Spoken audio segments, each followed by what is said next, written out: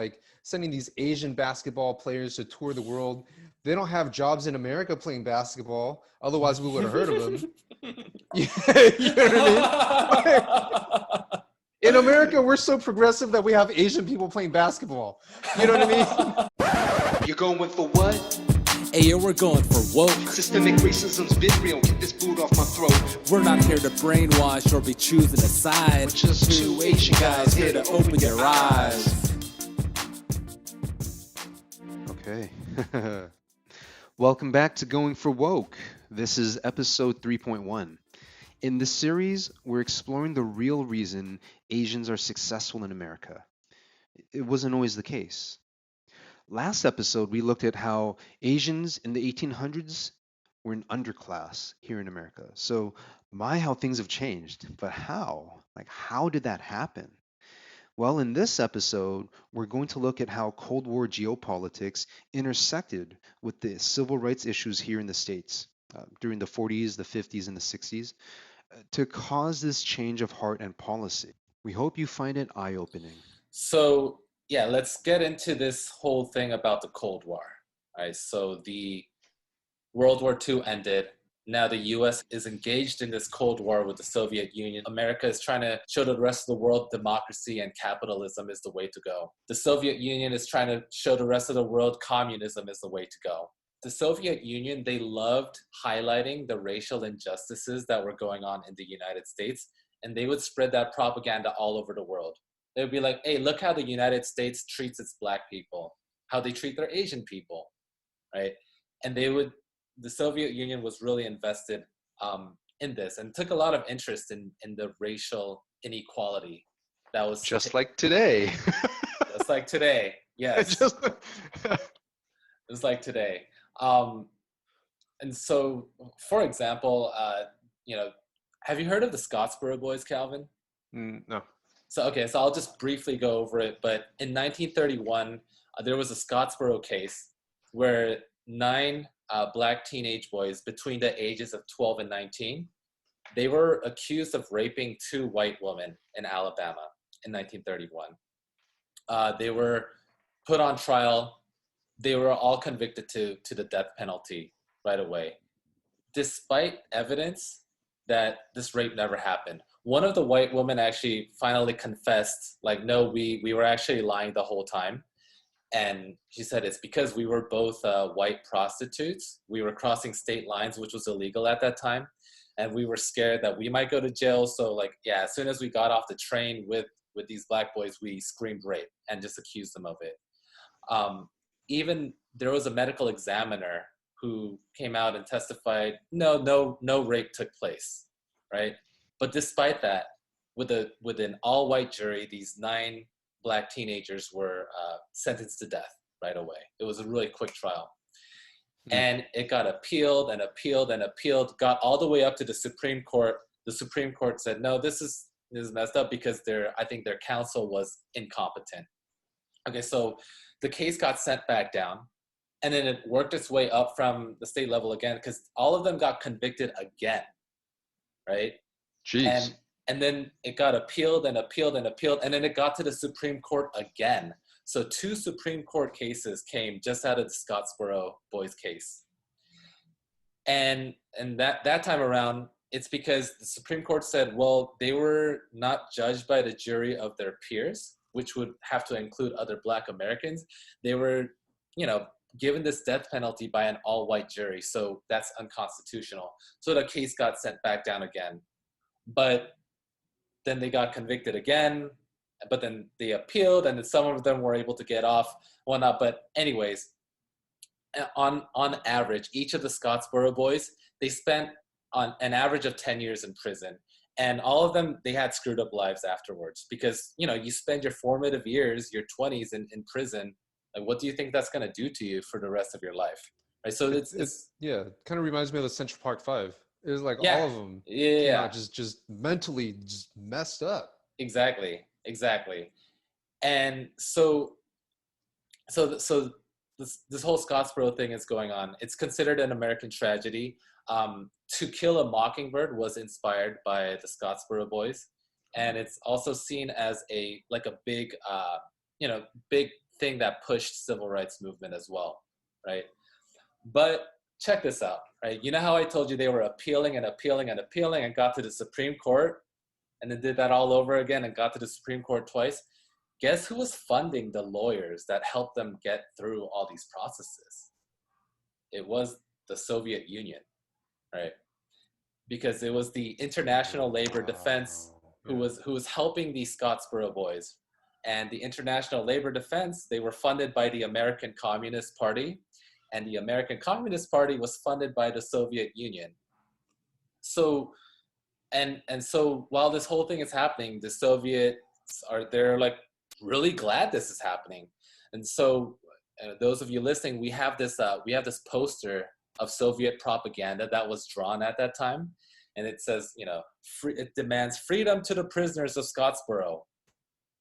Right? As if they cared like so much about these individual Scottsboro boys, but a lot of it was just they loved to see that division within U.S. society take place. But to be fair, like two good Supreme Court rulings came out of it, and at the end of the day, the Scottsboro boys like finally experienced freedom. But it's just it's a tragedy. And it's in a weird way, like the Soviets did more for Black Americans and the civil rights at this time than white Americans did. That's the crazy part to me. Yeah. That's the crazy part to me, is that, like, in the Soviet Union, right? Like in doing this, they're totally doing it for their own political self-interest also, which is to like exploit the tensions and divisions in America, much like they're doing on social media, like now, trying to swing elections for he who must not be named and whatever else, right? But it's really interesting. The net effect of it, though, is that, like, the Black community totally got more support from the commies, like Russia, than Americans here in America.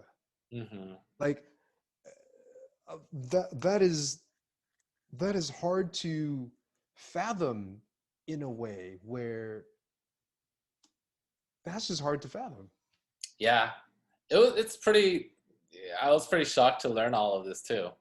And so like you mentioned, Calvin, this is happening today, like on social media. So one thing, because let's be real, the Soviet Union, they were not into human rights at all. Like anywhere from 30 to 60 million people got murdered under Joseph Stalin, right? People were sent to forced labor camps, and all that stuff. There were man-made famines even. And so mass murder, but let's set that aside. So 1930, so the Soviets, they get criticized for their human rights violations left and right. And every time they got criticized, every time the US would criticize the Soviet Union, like, hey, why are you violating this human rights? They would say, well, you lynched Negroes.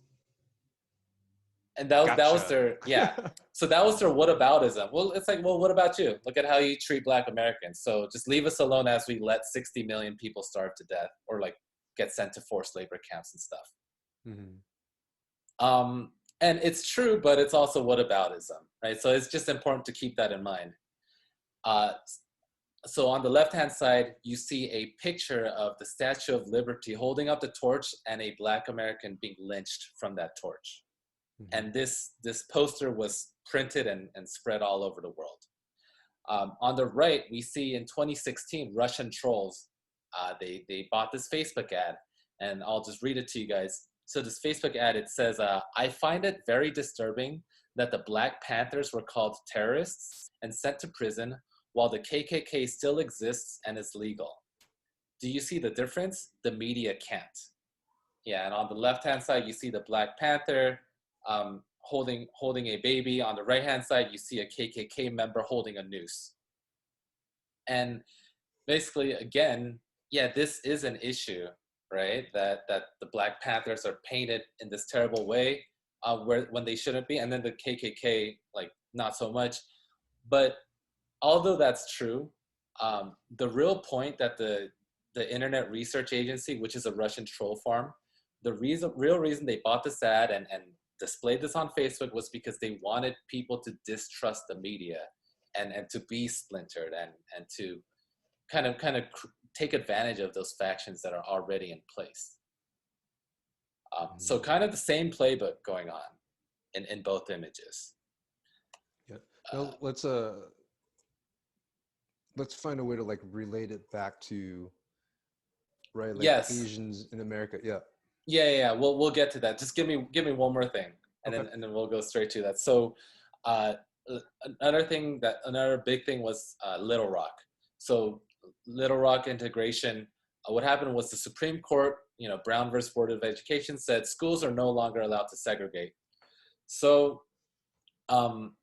Little Rock, Arkansas, they decide to start, I guess Black American civil rights activists start trying to integrate Arkansas schools by sending Black children to those schools.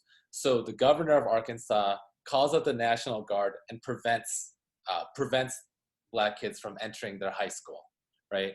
And it isn't until Eisenhower sends in the Air Force or other Army members to force school integration that the integration actually happens at this high school. Mhm. But yeah, basically you see this picture here. There are all these troops blocking the way, preventing Black students from going in.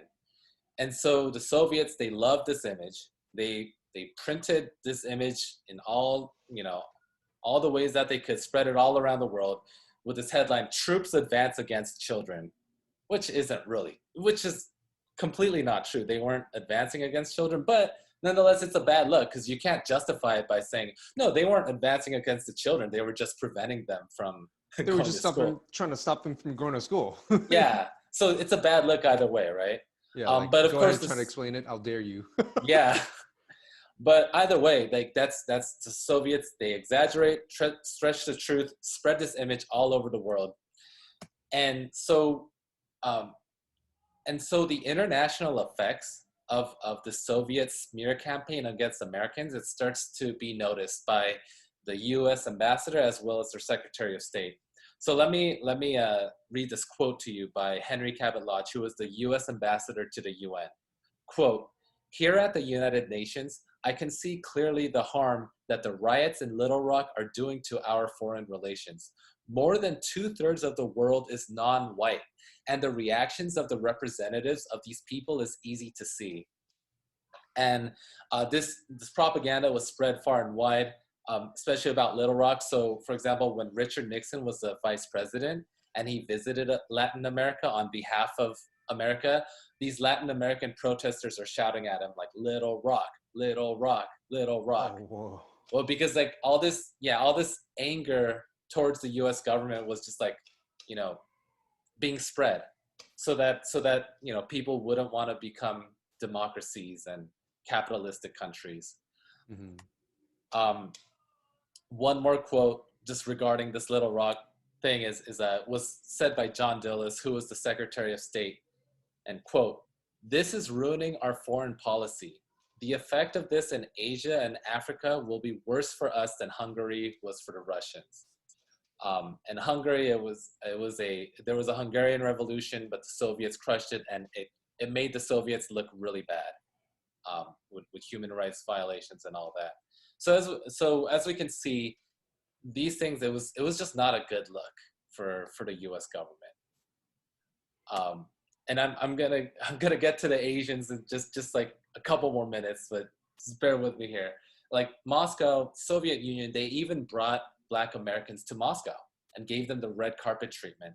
They brought all these Black writers and artists from the Harlem Renaissance, and they promised them, they would give them pro-Black representation in Soviet-made movies with Black folks being portrayed as the heroes, right? So the Soviets, they made films, they made like documentaries basically about racism and labor exploitation, in American plantations and such, not because they cared about racism and exploitation, but just because they wanted to make the U.S. look bad, right?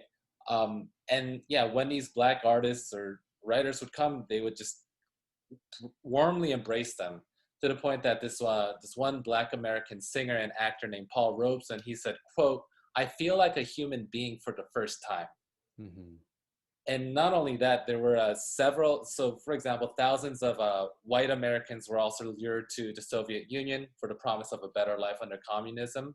But several hundred Black sharecroppers also moved to the Soviet Union in the 1930s. And when they moved to the Soviet Union, they were treated very, very well, much better than they were in the United States. They were given housing, they were given vacations, they were given big paychecks. And overall, the Black Americans who moved to Russia, they had a pretty good life. Like they had a much better life than they did in the U.S. Until the 1960s, and that's when kind of a lot of Black Americans left back for the United States, and that's because of xenophobia. But yeah, between the 1930s and 60s, they were treated very well by the Soviets, not because the Soviets cared about Black American, civil rights, but because they wanted to make a point and to make the U.S. look bad. It's so interesting how these countries use disadvantaged people, right, uh, as their own political pawns Hmm. in a way. And it's like, oh, like, why were Black people so successful in Russia? Is it because they valued education and they're so hardworking and they're so creative? They make these great films. Like, yeah, they're probably hardworking. They're probably very creative and all that. But structurally, and added like the attitude toward them and the policies toward them were very favorable to them. Like when the Hmm. Russians brought them over, until Yeah, the attitudes like turned against them in the yeah, 60s. yeah, and that's because in the 1960s there was an overall sense of xenophobia that was coming over the Soviet Union, Russia in particular. Hmm. And so that then it actually became worse for Black Americans. And in the 1960s, the civil rights passed. So we see Black Americans come back to America, but there are still descendants from those Black American sharecroppers living in Moscow and Russia today. Mm. Um, but all this to point out, so I know it was a little bit of a detour, right? But what we can see, like you pointed out, Calvin, is these Black Americans, they were being used as pawns by the Soviet Union. And so, in the same way, the US also needed its own pawns in this propaganda war against the Soviet Union. And it turns out that Asians became the convenient pawns for the US government. And so the US government starts fighting back in this whole propaganda marketing war. The State Department, they highlight Asian American accomplishments, artists and politicians. They even send this all Asian American basketball team on tour, right, around the world, just to show like, hey, look, it's our Asian American basketball team. Look how wonderful they are. Um, We treat our Asian people real good. yeah, exactly. No, that's the idea. We're Um, proud of our Asian people. They're not white. yeah, see, we treat them well. Yeah. And then that was the whole point of this. And that was right around when the model minority myth starts getting formed from the top down. There are several newspaper articles and things that are printed in the media talking about how, quote, Asians are hardworking, industrious people who keep their heads down and don't complain. Um, and so and so this myth starts getting created, and most of it was very the term model minority, it was coined by the sociologist William Peterson, and he was really talking about Japanese Americans in particular, because he was saying, hey, look, Japanese Americans, they were thrown in internment camps, they went through historic difficulties, they're doing fine now. So all this stuff starts getting highlighted and you know being becoming more widespread in the American consciousness. That's interesting because I can see that kind of killing two birds with one stone, just to use that turn of phrase right there, where it's kind of like, look, we can hold Asian people up and kind of like look at the black and the brown people and be like, why are you guys raising so much ruckus? Like they had it pretty bad too. So Hmm. y'all should just be quiet and work hard. and at the same time kind of like creating this model minority myth, right? Sending these Asian basketball players to tour the world. They don't have jobs in America playing basketball, otherwise we would have heard of them. Yeah, you know what I mean? Like, in America, we're so progressive that we have Asian people playing basketball. You know what I mean? It kind of like helps to like launder like the American image and Yeah, reputation in a way, as far as like how we like, oh look, we're not that bad with our human rights. yeah, You know? exactly. And Yeah. the truth is treating Asians well and kind of creating this pathway for Asians to become successful. It was a very small price to pay for America. So if you think about in 1950, you look at the population of the United States, there were only 300,000 Asian people, compared to 15 million Black Americans and 135 million white Americans. So to put Asian folks on a pedestal and to kind of create this successful model minority myth, okay, it's just a small minor hedge. Let's like you don't have to let 15 million Black Americans be successful. You just stick with 300,000 Asians. Mhm. Um, but the model minority myth, the interesting thing about it is it didn't just come from the top down, like from the media and from the State Department. It actually came from the bottom up as well. And so what was going on during the Cold War was at this time, Chinatown, it was suspected of being a breeding grounds for the Chinese Communist Party. And so the US, they were pretty intent on deporting illegal Asian Chinese specific immigrants from the US, right? And Americans, they started developing this anti-Asian sentiment. So they started boycotting all these Asian-owned businesses. Asian Americans were not employed. And so because that wage gap, it was still in place, like even in the 1950s.